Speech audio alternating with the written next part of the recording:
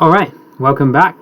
Today we're going to be talking about how we're designing the forest and basically looking at three main things today. So that is objectives, what we want to achieve out of the forest. Secondly, who are going to get us to help us design the forest. And thirdly, the opportunities and constraints that will influence what we can and we can't do in the design. Right, so objectives, as we've already discussed, it's about being productive, so predominantly creating timber for our society. Secondly, biodiversity, so having a large range of different animals, plants and fungi that will live in the forest. And thirdly, about creating somewhere people can enjoy spending time. So that's our main objectives, and obviously we had different objectives. The forest would look quite different because to be successful you have to design it in a different way. So who are we going to get us to help us?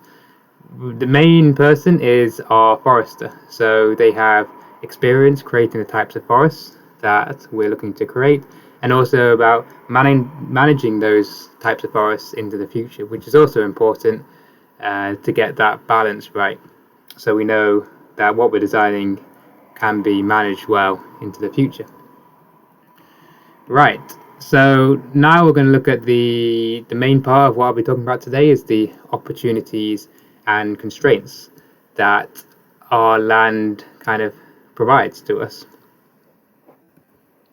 The first up is climate, and well, actually Scotland is a good place for growing trees. It's got good rainfall and reasonable temperatures, which is what trees need to grow.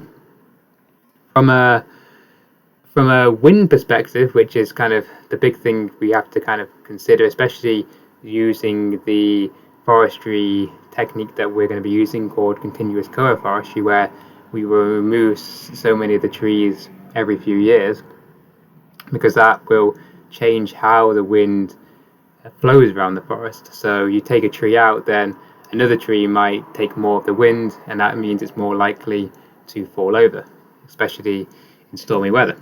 So we have to think about trying to balance that problem in the design of the forest, which we will talk about at a later point. Soil, so we've already had a bit of a chat about soil in the other video. Now predominantly we have two types of soil on the land. We've got the brown earth, and we've also got the glaze. So the brown earth, many different types of tree will grow in that quite happily, whereas with the glaze it will favor the coniferous trees more. So on the glaze we're going to plant predominantly coniferous trees, and on the brown earth we're going to plant more productive broadleaf trees, because we want to try and plant as much broadleaf as we can. So getting that balance right is important. And next up we've got topography. So we've got kind of a mixture over the site. On the top it's fairly flat, then we've got quite a steep section, and then it's more undulating at the bottom. So we need to think about how that influences different aspects of the design. Obviously with productive trees you need good access points, whereas whether it's more just for the biodiversity, then the steepness doesn't matter so much. So that's something that we definitely need to consider going forwards. Next up is access. So that's probably one of the constraints for the land that we've got, is the access point onto the public road is very limited. The sight lines are not very good, so that does restrict what we can do. Then we've got, on the land itself, we haven't actually got any tracks or really paths at the moment, so we're going to have to design those in early on, and to leave spaces for creating the tracks later, which we can take the timber out on. So that's something we definitely really need to consider almost before you consider where you're going to plant what type of tree. Then we've got some pylons and some pipes on our land. So we've got some electricity pylons, and we've got a large water pipe, which we didn't realize there was a large water pipe when we bought the land. It's only afterwards we found it, so that's really something that should have come up in the searches that we did, which is a little bit frustrating, but unfortunately it's not going to make too much of an impact. And I mean, the main thing with pylons and pipes is that you can't plant trees below the pylons or on top of water pipes.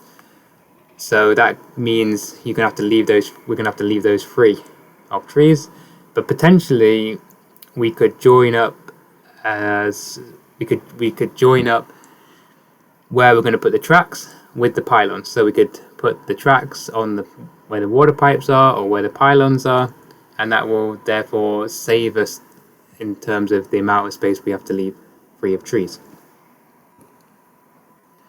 Archaeology. So that's, fortunately, we haven't got so much archaeology on our site. There's nothing that comes up as very sensitive or obvious within the data which is held centrally within Scotland or by the local authorities. But we're commissioning a archaeologist to come onto the site, and they will have a look round and tell us if there's anything that we need to be sensitive about in terms of not planting trees there to protect any potential historical things below the ground, because the tree roots will damage those potentially over time. So it's good to leave those areas free. Yeah, so the landscape's another important factor, because the landscape will change as the trees are growing. So there's somebody at the local council, and they've looked at it and they don't think it's going to be an issue in our case. So in some cases you might have to change the layout a little bit, or maybe a lot, so it better sits in with the landscape. Ecology. So at the moment it's mostly fields, so there's not a huge amount of variety there. So it's more of an opportunity for us in terms of what can we do to make sure we've got more biodiversity on the land. So the types of trees we plant, that we leave some open spaces within the forest, as we understand that there's often a lot of the biodiversity happens at the fringe of the forest, so where the forest turns into open land. So we can create small areas of clearings within the forest, and that will hopefully increase the biodiversity there.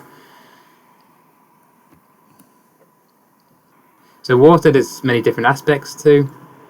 You've got potential flooding, which we're fortunate we don't seem to have any potential flooding areas on our land, but we have got some wetter areas, and it's how we manage those. If we plant trees that like the water more, or do we dig some new streams, or do we create some ponds?